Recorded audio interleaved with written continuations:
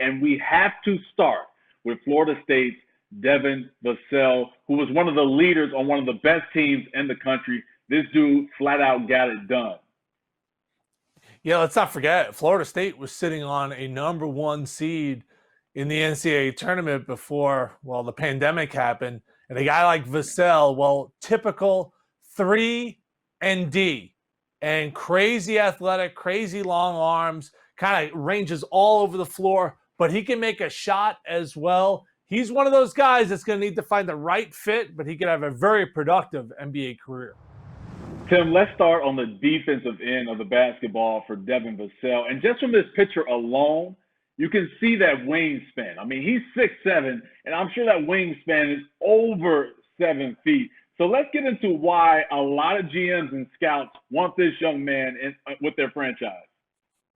Yeah, well, great body control defensively. You know, when you're chasing down shooters like this in the corner, and I know you can't kick your legs out anymore. That used to be kind of an old school thing. But watch the recovery here from where you got 2 feet in the lane and then you're able to get out and get a hand on that ball. I mean, there's only a handful of guys that could do that at the college level, and he is one of them. When you think about Vassell, defense is the first thing that comes to mind, right, Cam? 100%. And this is one of my favorite plays here. Watch him as he is defending, obviously, the basketball, but he's always having his head occupied, right? He knows where his guy is as he cuts through, but he knows that that big is going to slip. And then that, again, body control, that quickness, that burst of speed to get over and be that help side defender for that block. This is one of the best defensive plays I've ever seen. I mean, the wherewithal to come weak side and then the pass. I mean, I've been playing basketball a long, long time, but it's one thing to make the steal. And this is great help side defense. You should probably have a foot in the lane if you really want to do technical shell drill, but here he's able to make the steal, but then the wherewithal. That shows me right there that he's more than just an athlete, that he's actually a basketball player. The pass up the floor, one of the best defensive plays I've ever seen. Yeah, it was like he transformed into Bill Russell for the block and then transformed into Wes Unseld with the pass, right? It was phenomenal. But this is a situation where, again, that wingspan, that length just allows him to just make an easy pickpocket. This is like me playing against my 3-year-old son. Like, I know where you're going with the basketball. I'm just going to pick your pocket and go ahead and just style and profile with this dunk. Yeah, he averaged over a steal and a half per game, and I just think it's his ability to use that length. When I talked to scouts, they told me he's a terrific defender, but also he plays hard every possession. He averaged over a steal and a half a game, averaged a block a game, and he gave you 5 rebounds. And then the upside, Cam, he's only 19 years old. Mind blown emoji. This guy's got a world of potential. 100%. And Tim, you mentioned what he averaged this past season as a sophomore. All those averages happened in only 28 minutes of basketball. So you mentioned about him and how hard he plays. That speaks to his level of, one, basketball IQ, but also his motor is very high. Tim, one of the great things about Devin Vassell's growth and what I call the glow up from his freshman year to his sophomore year, he only averaged 4 points per game as a freshman. And you get it, right? He had a lot of upperclassmen that he was playing with. So he wanted to make it sure that he took a back seat and allowed those guys to shine. But when they graduated or they went on to the NBA, he really stepped up his scoring game and went from 4 points as a freshman to 12 as a sophomore. Yeah, and he shot over 40% from 3. This right here is going to be his biggest improvement / development. This scouts worry about is how he creates off the bounce. One scout described it as he doesn't have a lot of wiggle in the pick and roll, but he has that ability to make shots, whether it's from 3 or the mid-range. So this is still a work in progress with his game. I want to throw out a Norman Powell comparison. You know, they're right around the same height, but Norman Powell has really developed into an elite level scorer because he's worked on his game. This guy's got so much upside from a scoring perspective that who knows how good he could become. Yeah, and I love the Norman Powell comparison because this is a guy that gets to a spot like Norman Powell and just allows himself to raise up over defenders. Now, keep in mind his release point on his shot. It's right above his head, so he's already 6'7".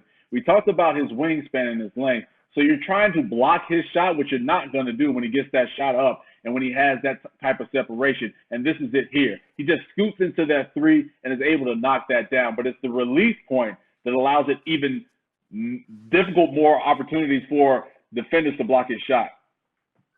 I'm not proud to admit this, but I'll say this, okay? I stalked his likes on Twitter. Not only did I stalk his Twitter, I stalked his Twitter likes. And he had multiple likes, Cam, of C.J. McCollum talking about mid-range jump shots, likes of Michael Jordan banging down mid-range jump shots. So he understands that, especially once you get into big boy basketball and you get into the pros, especially late shot clocks, you're going to have to create your own shot. Like, you're going to have to catch the ball on the wing, 6 or 7 on the shot clock, and make something happen.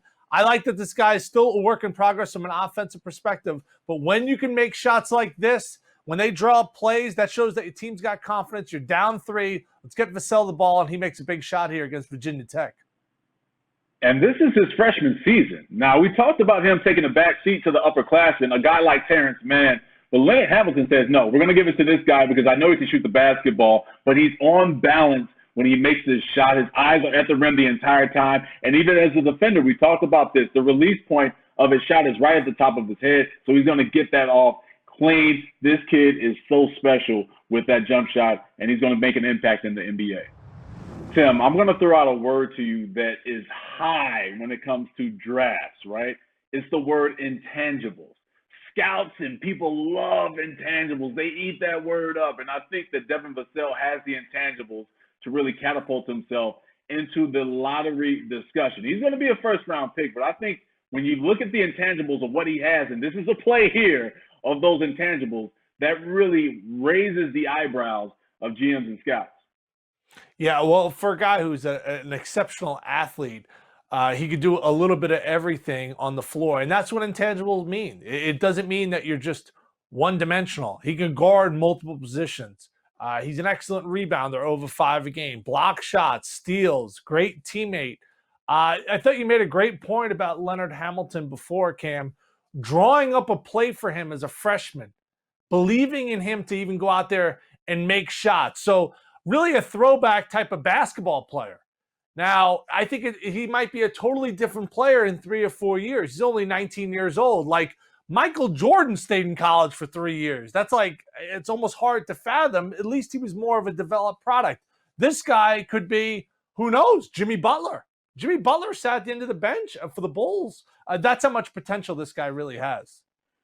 Yeah, and you think about Jimmy Butler as a player when he was at Marquette to compare it to where he is now, night and day, totally different guys. But the one thing that Jimmy always kept was his motor, which Devin Vassell has, but also that ability to move without the basketball. How many times have we seen Jimmy Butler, when he doesn't have that ball, work that baseline and be able to get plays like this done? And this is what, getting back to the word intangibles, that Vassell has. Working the baseline and able to finish over 2 defenders. That's basically telling the defenders that, hey, welcome to my mixtape. You're going to be on my scouting report as Cam Smith and Tim Doyle break down my game when I get selected to the NBA. Yeah, no doubt about it. I mean, an exceptional athlete and probably ahead of schedule as far as shooting the basketball than a Jimmy Butler. He shot over 40% from 3 this year. And I just think there's so much of an emphasis now, Cam, on the 3 that, yeah, we love the dunks, we love the highlights, but the way the game is played, 5 out now, you got to make shots. And I love the fact that he's in the gym and not just relying on athleticism. How many guys do we play with that could jump through the gym just for like, I'm good. Like, I can just jump higher than everybody else. And then you get them out on the perimeter and they don't have anything to his game. Vassell is a guy who's certainly working. He's getting better every day. I think fit is going to be everything with him, what squad he goes to, because when you can defend and when you can make shots, there's usually a place for you on a floor, whether it's at the NBA level or playing professionally somewhere else. 100%. And timing is everything for basketball, and especially when it comes to drafts. And Devin Vassell has made himself into one of those guys, 3-and-D, as we mentioned, with the way the game is played today, that can be slotted in off the bench and really be able to give or provide an impact for an NBA team.